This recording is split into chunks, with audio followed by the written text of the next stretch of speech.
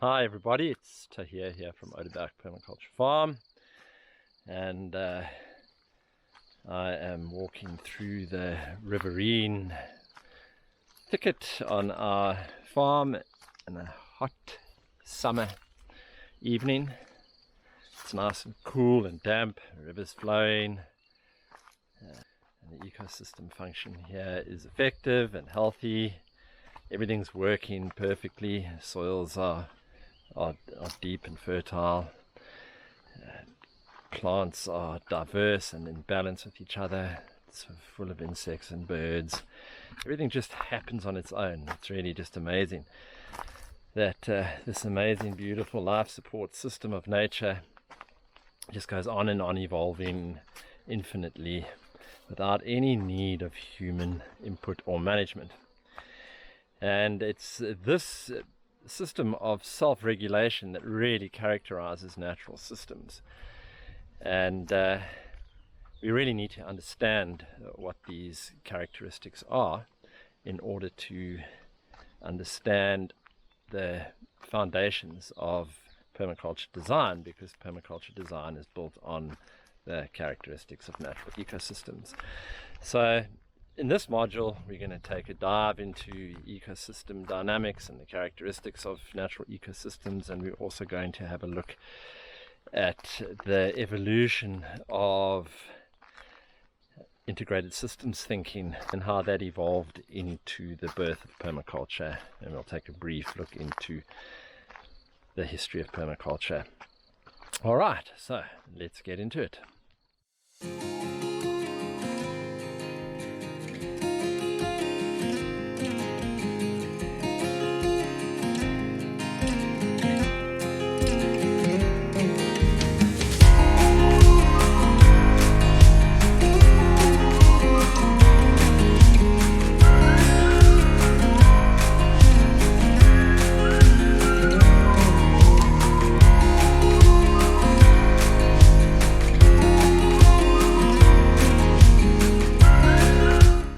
Hi everyone.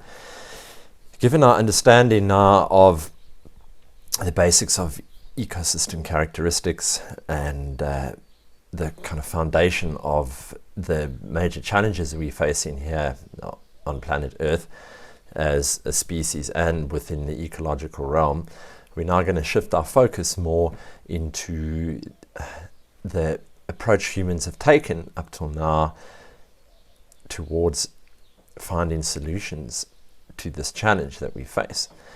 And this is going to set the context for our deep dive into the permaculture concept. So we're going to look at how all of this coalesced into the birth of permaculture. And then we're going to have a brief look at the history of permaculture as well.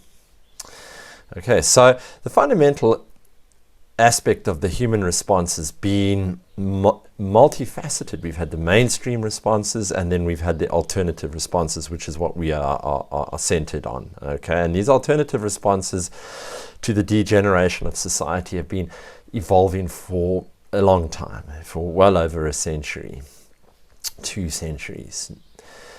And central to this response is what we would term a holistic worldview that is centered on mimicking the natural order. Okay, so we are basically looking at nature for our solutions, because we've seen ever since the advent of the Industrial Revolution that our economic and social trajectories are extremely destructive. And it's from this context of the Industrial Revolution that the first real recognition came that we're not on the right track, and that what we're doing is causing harm across the board. So really, understanding the function and structure of natural systems became central to developing human cultural approaches which would enable a regenerative or more harmonious relationship between us and nature. And this relationship would redraw the functionality and parameters and of society and the way it would actually manifest itself. And you can see here in these pictures that I've put on, we have a vision of a post-linear society whereby we have an ecological base to the design and function of society, and so it looks very different. This is a vision of what our settlements will look like. This is an image from our project in Noordhoek, and this is how your suburban reality would look. It's a very different picture because it's a very different structure and function. Okay, this is a regenerative ecosystemic urban living environment, and we're going to go into a lot of detail in this course as to what that is and how to design for it. This is why we're here. So historically, humans have been generating, as we've said before, a huge, vast body of knowledge, but the problem with it is that it's not integrated. Okay, so we've got these silos or towers of knowledge, but they don't have anything that links them together. There's been very much a divide in the human knowledge system. And because our Earth is a whole, it's a holistic system, all approaches to it need to come from that perspective, okay? And what started to happen was those pioneers of what we call maybe integrated systems thinking or holistic thinking realized is that humanity has everything it needs to live a more harmonious and prosperous existence on Earth. It's just not been applied. And where it is being applied, it's been applied in very isolated and fragmentary approaches, very much like this whole global warming thing that's going on, where all the world's problems have been lumped into this idea that we have too much carbon in the atmosphere, and all other aspects of our disharmony are completely ignored. Okay, and what was needed was a way of bringing all this knowledge together into a seamless, practical whole system. And so holism was born. Okay, and there were some seminal figures in generating that. We're not going to really look into them, we don't have the time. But the fundamentals of holism is this concept of the whole is greater than the sum of its parts, that you cannot understand the whole by looking at the parts. And the parts are meaningless when separated from the whole. What gives the parts meaning is their relationship to the whole. And this has been the problem with reductionist science, is that we've taken things out of context, and so they lose their meaning and purpose. So what we term holistic or systems thinking started to emerge in the Western culture in the late 1800s via people like Rudolf Steiner. I use Rudolf Steiner because he's had a very profound effect on agriculture and on holistic thinking.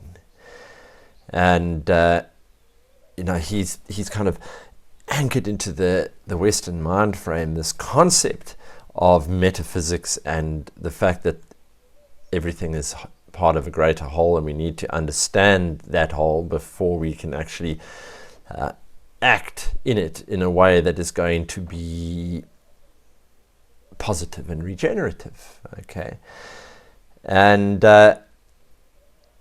in the East, what we've seen is we have a long tradition of this type of understanding, and it's part and parcel of the way of life there. But the Western system, through the historical evolution of Western culture into extreme forms of materialism, lost this understanding that was very much part of our traditions as well. And so over the decades, a clear holistic understanding of reality that was reflective of the underlying natural order we live in started to establish itself in the sciences and social theories. They were considered heretical, and the proponents of this holistic approach were very ostracized and removed from the mainstream disciplines, but it didn't stop them developing their ideas. And what started to emerge on multiple fronts was that all of reality is interconnected, whether this came from a deep metaphysical background, from the perspective of a spiritual approach, which we saw in the birth of Western mysticism, the Theosophical Society, for example, or whether it was in the life sciences itself, where people in the life sciences started to look a little bit deeper than the surface, the clear characteristics of natural systems started to emerge from the field of metaphysics more than anywhere else. And this is where Steiner was embedded. Metaphysics, basically, as we stated before, looks at the causative or unseen forces in reality that precede and govern the physical world in its patterning and function. So that in the physical world is just an expression of a much deeper, unseen force at work. So there was this realization that reality is one system. And this fundamental unity of nature began to permeate into Western thinking from different angles. And the realization was that all parts of our reality are reflections of the whole universe. Okay, and so if you look at the parts of the universe carefully, whether it's a human being, an animal, a plant, anything that is an expression of the natural order, if you know how to look, the whole can be seen within that. Okay, so this is holographic universe concept. And over the decades, this holistic awareness culminated in the idea that the earth is a living organism. It's one system, it's alive, and it's sentient. And it's responding and functioning as one, just like we are within our bodies. Okay, and this idea was anchored in the concept of Gaia by James Lovelock. He just popularized it in the Western mind frame, but there were many thinkers and philosophers and scientists who already had clearly realized this. Okay. And this living organism of the earth, being conscious and responsive, was integrated into the vast and infinite geometrically structured cosmic system of life. That the whole universe was alive and aware. And the earth was just a part of that, just as much as we are part of the earth. And so this challenged, these new ideas that started to emerge in Western culture really challenged this Darwinian notion that consciousness arises from the physical, that nature is essentially biological and mechanical, and all change and transformation in nature was due to random mutations of genetics. Well, the developing idea was stating, no, that change is conscious, that the physical comes from a much deeper energetic state, and the evolution of life on Earth is driven by an expanding awareness within the whole totality of life that we as humans express. And so emanating out of the natural order, really people started to realize, are laws and organizing principles. Okay? And patterns. Very important, this concept of patterns. We're really going to explore this. That determine the characteristics of the natural order of existence. So the characteristics of our natural order are determined by archetypal natural laws and organizing principles that are quite simple to understand, and we're going to start looking at them now. And there was this realization that we too are an expression of this pattern because we are natural, we are nature. And so we cannot be isolated from the greater cosmic order, and this is a very important understanding. So, understanding the basic characteristics of natural self-regulating systems is critical if we're going to move forward practically in a way whereby we can engage with nature in a dynamic whereby not only do we exist within the natural order as expressions of the natural order, but we are also able to access different aspects of the natural order to our benefit. And so how do we do that in a harmonious way? Well, we need to first understand what we're dealing with before we can invent or design any strategies that will be effective in the long run. So let's have a look at these characteristics. Okay, firstly, we have this concept of self-creation. Ecosystems are capable of creating, self-creating and self-organizing. They're able to manifest from nothing. All right, and we can see examples of this all over the world in the process of succession. And we've discussed this in the previous presentation a bit, whereby you can have a look at a new volcanic island where there's just bare rock, harsh sunlight. Okay. No sign of life.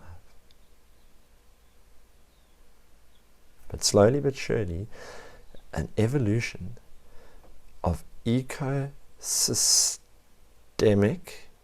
manifestation begins. And it starts with very simple life forms like lichens and mosses, and they change that environment in the rocky island.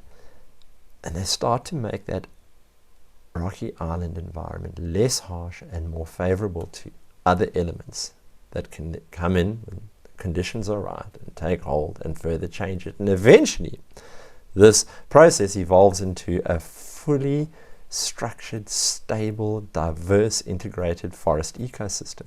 So it began here and it ended there. It started with the pioneer community and culminated in what we call a climax ecology or climax community forest, which is the highest expression of nature. It is the most efficient use of the natural order per unit or per square meter that nature is able to express or manifest. There is nothing more efficient in energy capture and transformation and transmission than a forest ecosystem. Nothing supports more diversity and more potential of life. And all ecosystems are evolving towards this. The only reason they do not climax into forest is because of various limiting factors, and we'll look at this in more detail in the ecosystem process as part of the next module. Okay, but from nothing we have a highly complex life support system that develops, and it is self-organizing. This life support system is highly complex and cohesive, and it is an integrated conglomeration of interdependent parts. Okay, so it's made up of many parts, but they're integrated into a seamless whole, or what we term the web of life. All right? So this is important. It's all about interconnectivity of diversity. These parts within the whole are constantly exchanging energy, okay, and resources, okay. So when we're looking at a holographic universe, we are looking at the parts that make up that holographic universe as holons. We call them holons. The other terms you can use, you can call them things if you want. In permaculture, we call them elements. Okay, so when you hear in the permaculture lingo someone talking about elements, they're actually talking about a part of a system. Okay, an aspect of a system, not the whole system. Okay, so within all natural systems, the parts or holons exchange energy and resources with each other. Okay, they create a closed loop system whereby the outputs of one holon provide the needs for another. Okay, so it's very simply put, you can look at it at your own breathing process. You're breathing in oxygen, which comes from trees, and you're breathing out carbon dioxide, which trees take in. So you are a transformer or translator. You're transforming energy and changing its nature so something else can use it. And this is how whole systems work. Nature is a holarchy, okay, or a hologram. And so what a holarchy is it's a form of nested hierarchies. It's not a hierarchy where things are more important the higher up you get. It is a fractal. And you can see it here in the fractal cauliflower, which is the perfect expression of a holofractal universe, okay, whereby we see evident in all the parts a reflection of the whole. We discussed this a little earlier. And so no matter how much detail you go into, you always see the reflection of the whole. So each one of these little holons is exactly the same as the whole pattern. All right. And we'll look at the mechanism and structure of this in detail in our pattern language component. All right. But the fundamental principle is that nature is a holarchy made up of integrated holons that are reflections of the greater whole. Okay, they're not separate, although they may appear to be on close inspection if you really zoom in on a micro level. So it's the same pattern repeating itself at different scales. The natural systems self-regulate. Okay, they self-maintain. They have the ability to generate or provide for their own needs internally. Okay. So that means self-regulating systems can function automatically without externally imposed controls, and that's how nature works. It's a huge energy exchange system. It has no center. It has no controller. It is self-organizing, all right? And it does this by empowering or employing all component parts of the system. So there's no center. Each component part functions as a center unto itself and is self-regulating, like we saw in that fractal cauliflower. And every component part is constantly in transaction with all those around them. And in fact, in transaction with all parts of the entire whole. All right, and there's a way that that happens, and it's not something you can see on the surface level of reality. But we'll go into that in a lot more detail later. Natural ecosystems are transformative. They are able to transform matter, energy, information. They are essentially energy transformation systems, and we discussed this a little earlier on when we looked at the trophic pyramid, where we see that the natural system transforms sunlight into resources and food. All right? And so it does that by virtue of each element or holon within the system being able to transform whatever energy, matter, information comes into its system, and it expresses it out in a transformed way so something else can use it. All right? And so this process of transformation is a constant recycling. So a way that energy in systems doesn't dissipate, it just gets constantly transformed so it can constantly be used. And we see that here in the transformation of a caterpillar into a butterfly. It's a very beautiful illustration. Nature's always teaching us. Okay? And this transformation is all about more efficiency, evolving the system into much higher states of efficiency in process and in structure. Natural ecologies are able to respond to shifts and changes, internally and externally. All right? And this is via a feedback system that enables this constant adjustment to context, so that natural systems can evolve towards more efficiency, okay, of resource utilization. There's a mechanics of that. We're going to look at that in a lot of detail now, and further on into the ecosystem understanding part of the course. And nature does that by conserving what works well. It forms the foundation of the natural order. Don't change what works. And that's why we see ancient archetypes in nature, like very simple reptilian creatures, yet we see extremely advanced creatures like ourselves at the same time. You know, and it's that same thing we see in society, where in the jet age we still have bicycles. You know, in the age of electricity and electronics, we still have a candle. All right. And so these foundational, solid, workable patterns and archetypes form the foundation of ecosystems and enable resilience. And what does not work well is changed and transformed.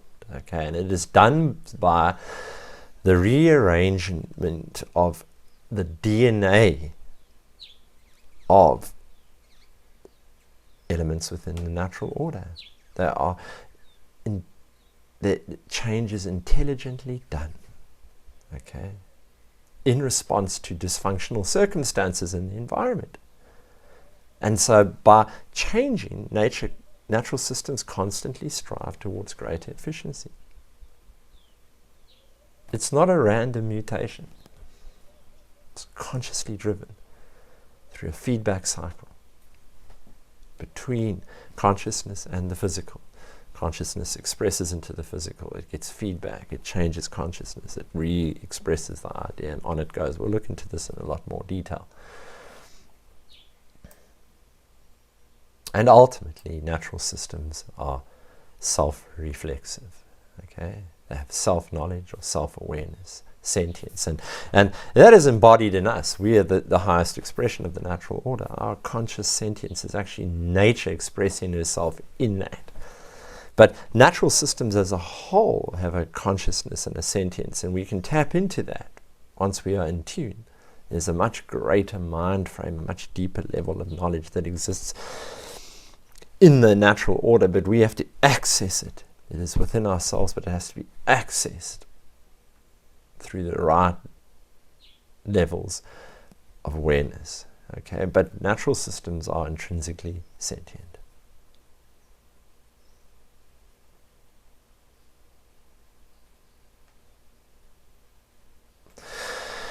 So this brought humanity to the awareness that natural systems are open and infinitely integrated. Okay, and this brought about a new level of awareness in the metaphysical and within physics, as developed by quantum theory.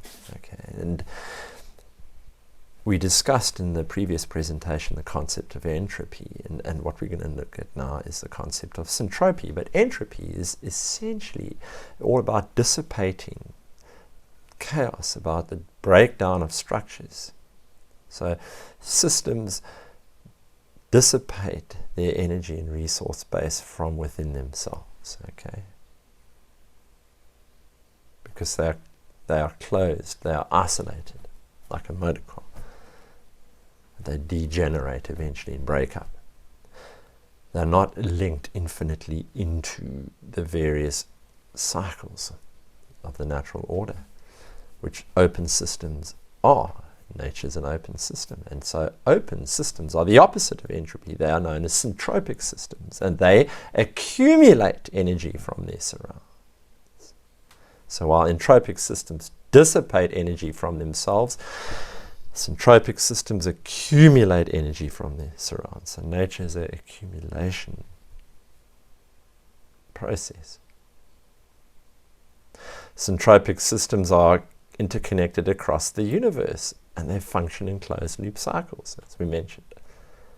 Not linear in consume out, but a constant cycling of energy through different holons and elements. Energy is exchanged between holons, and each exchange results in the transformation of energy into a form that another holon can use. And there we can see this spiraling out and spiraling in relationship between holons. It's very graphic, but that symbols, when we're dealing with these abstract terms, make it easier to understand.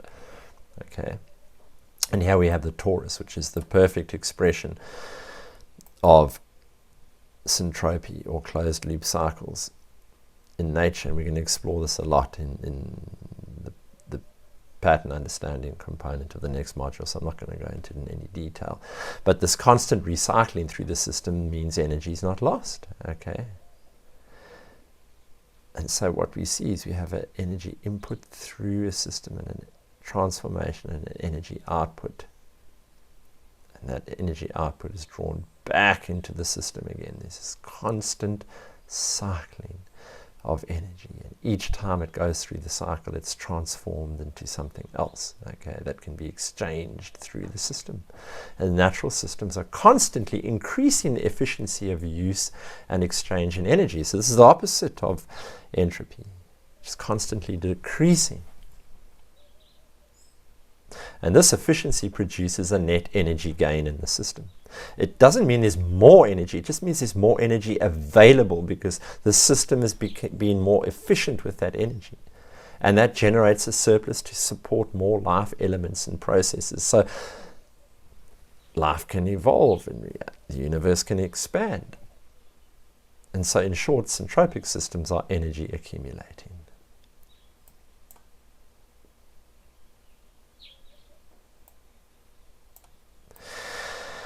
So this process of evolving into higher levels of complexity, efficiency, and diversity, leading to stability, is known in ecological terms as succession. Okay, we talked about it earlier, looking at how a volcanic island can transform into a forest, and here we see it. This is the syntropic process. This piece of land that has been evolved is still in the same location as it was when it started, yet it's completely transformed by drawing on the huge diversity of resources produced by other holons in the universe. Through correct patterning, this process unfolds, and it's non-linear, and it produces a net positive energy output from the system. So nature is actually constantly making more energy available, and it's growing and evolving. It is not dissipating and breaking down. Although within that, if we look at that cycle, there are places and stages and forms within the natural order where we do see entropy, but it's part of a bigger cycle of regeneration. Okay, and so our understandings of natural systems today has transferred itself into a huge range of practical approaches to all aspects of the human endeavor. So what we saw in the last century was an awakening to the fact that we could change our society for the positive, to the benefit of all. And we could look at things like agriculture and the design of structures and cities and economic systems and medicine and health and education and governance and law and finance and technology and more. We could redesign them back into alignment with the natural law. Okay, and this formed the foundation of the permaculture approach. All of this came together into into focus into the system of permaculture. We're going to look at this in a lot more detail. Okay, and so what we have is an out-of-sync civilization which has not taken into account our embeddedness in the natural order and the dependence we have on the natural order, or the earth holon, with all its various sustaining ecosystems. And so as a result, we have no self-regulation. Our self-regulation is completely inadequate, as we can see all around us. We're completely overextended. And we've introduced this absurd and insane concept of monoculture into nature. And it does not make a lastingly workable living system. It is an extractive, entropic system. It breaks up the context it is in. Okay, and monoculture fails in agriculture as in social culture and in economics, in religion. Wherever it is applied, it is destructive. All right. And so what we are driving at and what we need is polyculture, is a new term. So if we want to live in harmony with nature and ourselves, we have to design a holarchic or holographic society in form and function.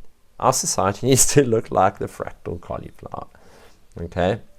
And the form of that society is polycultural, reflecting the principles of natural system dynamics or natural law.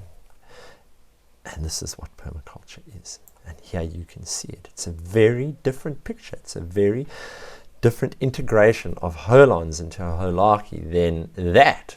All right. And it is highly productive, life-supporting, and mimics forest ecosystem structures.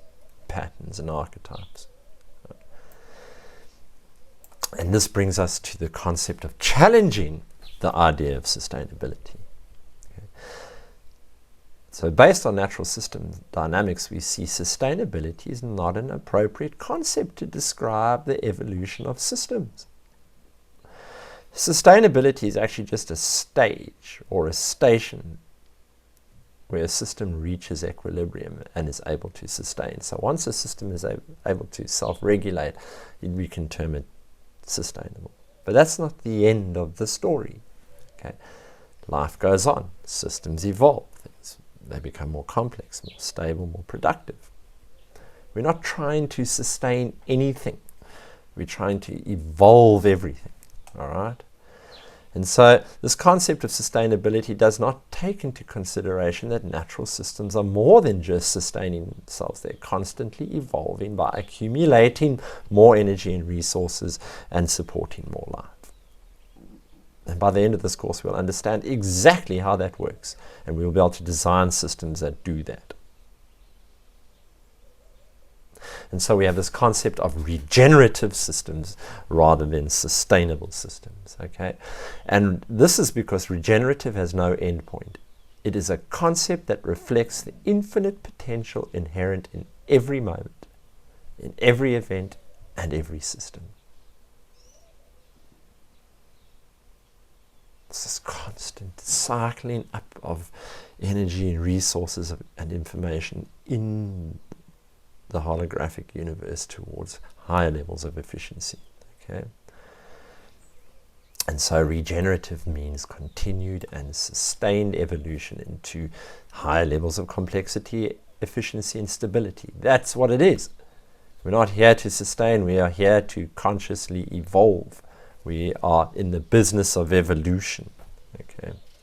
Evolution of the life support system of Earth, evolution of our consciousness, so that we, together with our living environment, can evolve onto higher levels of thrivability and abundance. Why not?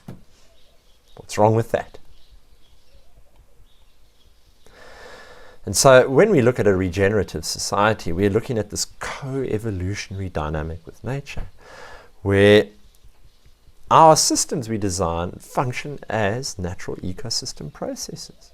And they regenerate the mineral cycle, water cycle. They form the foundation of an evolving succession in society into higher levels of complexity and stability. And they result in more sunlight being harvested and transformed and transmitted through the entire system. Okay? And so what we have is this co-evolution enabled between people and nature, where we express an idea into the natural order. The natural order takes it and evolves it. That gives us feedback as to how to refine that expression, how to refine our idea. And we express it back into nature, and nature becomes more refined and gives us information in return as to how to go deeper and deeper and deeper. And so nature evolves us, we evolve nature. We are not separate entities within that. We're just different aspects of one holon or holarchy. And so what we see, basically learning from the earth and the natural ecosystem process, with all its diverse ecosystem expressions, is that bioregionalism and basic local self-sufficiency in culture and economics, okay, which takes all species, including humans, into consideration, okay, is a critical aspect of the evolution into a healthy global culture. So we have a global culture that stems from localization. We're not destroying localization and centralizing. We are distributing the whole global culture into localization, and then through employing all the parts and aspects of the whole from the local context out, we integrate into one system. It's the only way we can do it. And this is what permaculture is all about. It's a design system that uses a huge range of ideas, principles, tools, processes, and techniques And many of those are adopted from other disciplines and other systems, and the work of a huge range of people, while also a lot of what permaculture has become is completely original and tied directly into the evolution of permaculture itself and its various practitioners, of which we are one. And we've seen many, many, many seminal figures, pioneers in this evolving holistic response to our global crisis, contributing into finding solutions to the entropic reality. They've contributed knowledge and wisdom into every aspect of the human endeavor, from farming to spirituality, and they've provided a flow of inspiration into the genesis of permaculture and its evolution. And there are many people in there, seminal figures like Masanobu Fukioka, Buckminster Fuller, Percival Allen Yeomans, Rudolf Steiner, Alan Savory. There are many. We're not going to look into them because we just don't have the time to do it. But we will introduce these people as we go further into the course, where they are relevant when we're dealing with their particular input into permaculture design. All right. And what we've seen is an evolution driven by the weight of history, pulled by the needs of the future, pushed by the reality of the present. We can design our future. Okay, and Buckminster Fuller, the father of sacred geometry, said if you want to predict the future, you have to design it. And so permaculture came onto the scene in the 1970s, and it was conceived and developed by Bill Mollison, David Holmgren in Tasmania, Australia, and there they are, and I'm sure you've all heard of them before. All right. Bill Mollison himself unfortunately died a few years ago, but he was the main founder and inspiration for permaculture. He's an Australian researcher, academic, author, scientist, a jack of all trades, and actually a master of many. Once you look into permaculture, you realize how deeply profound this man's knowledge system was. Okay. And he was awarded numerous global awards for the work that he did in birthing permaculture. And I personally think he is the man of the century. 20th century, Bill Mollison. All right. But the mainstream conveniently ignores him because his system is ultimately the most subversive system to the mainstream establishment. So they want nothing to do with him. All right. And Bill Mollison, he founded the Permaculture Institute in Tasmania called Tagari. He created the education system to train others under the umbrella of permaculture, which we know as the Permaculture Design Course, which you're doing now. Okay, and the focus was train the trainer. Accumulate all your dynamic people, train them in permaculture, get them back into their communities so that they can train their communities. It's a way of working exponentially to get an idea around, and it was very, very effective. Okay. And as a result of the PDC and other systems of permaculture training, we have millions of people now inducted into the permaculture system. And they're becoming self-reliant, using permaculture design principles, and the world is transforming from the ground up. And Bill Mollison himself said there's only one and only one solution, and we have almost no time to try it. We must turn all our resources to repairing the natural world and train all our young people to help. They want to. We need to give them this last chance to create forests, soils, clean waters, clean energies, secure communities, stable regions, and to know how to do it from a hands-on experience. So practical, not academic. All right? That was what Bill Mollison set out to do, and he achieved it. So in 1968, Bill Mollison became a tutor at the University of Tasmania, and later a senior lecturer in environmental psychology. And while he was there, he linked up with David Holmgren, and together they started to generate the permaculture concept. Okay. And so he was looking for a positive approach that provided real solutions. He moved out of Hobart, left the university, and went into the hills where he studied forest ecosystems. And it was there that he came up with the famous saying that we can lose all the universities in the world and we lose nothing, okay? But if we lose the forests, we lose everything, because inherent in the forest is this wisdom we have been discussing of natural system dynamics, okay? Natural law, ecosystem patterning and functionality. In there lies the key to our future as human beings. We need to evolve an ecosystemic society, not a linear one, all right? And so while spending time in the forests of Tasmania, Bill began to speculate that humans could create systems that worked as well as those of nature, even better. And so this is what he set out to do. So instead of the food being spread out over a vast area, it was concentrated into a small space that still functioned according to the same laws, the same characteristics as the natural order itself. And so was tapped into it. And at that stage, David Holmgren left the university and came to live with him. They had a friendship that developed, a like-mindedness. And from 1972 to 1974, Bill and Dave spent time developing the interdisciplinary earth science, permaculture, which then was a contraction of the words permanent and agriculture, okay?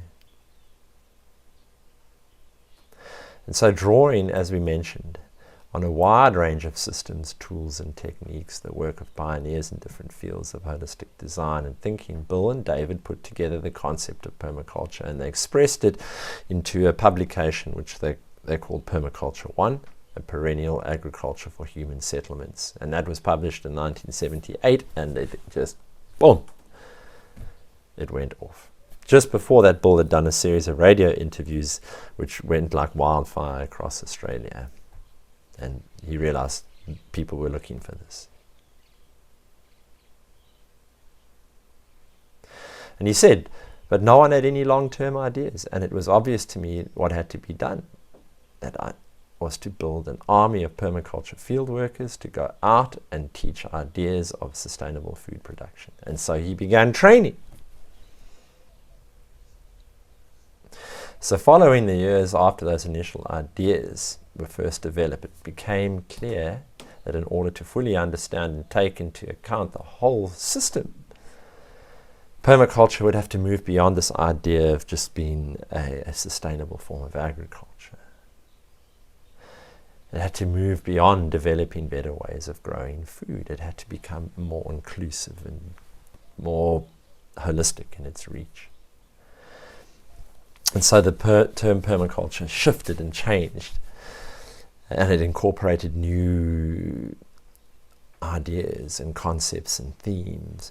And so the term permaculture evolved from meaning permanent agriculture to permanent culture. And Bill said, in order to have a permanent culture, you need to have a foundation of a permanent agriculture. But what we were doing was building a permanent culture on Earth, because our current culture is disintegrating. Our current culture is entropic, and what we needed to do was to build an syntropic culture. And then in 1988 he published a designer's manual, okay, and it laid down the foundation of the permaculture design course curriculum, okay. And this book covers the application of permaculture design into all aspects of life. And so now what we started to see was this evolution of permaculture into a whole systems design approach that looked at completely designing the entirety of the planet, all right, and all aspects of life and the human endeavor within it. And so it became completely holistic. And by that stage, Bill and David had gone their own ways. Bill was a global figure traveling the earth, teaching and promoting permaculture. And Dave went back to the land and set up a homestead model and began experimenting there. And in 2002, he produced this amazing book, okay, Permaculture Principles and Pathways Beyond Sustainability, all right? And we already discussed this. And the book offered a reinterpretation of the design principles of permaculture. And David Holmgren's 12 permaculture design principles are more frequently cited than the earlier set developed by Bill and him. And they form the current consensus on the permaculture principles. And as a result of the work of these guys and the inclusivity of their system, permaculture is the fastest growing grassroots movement on earth.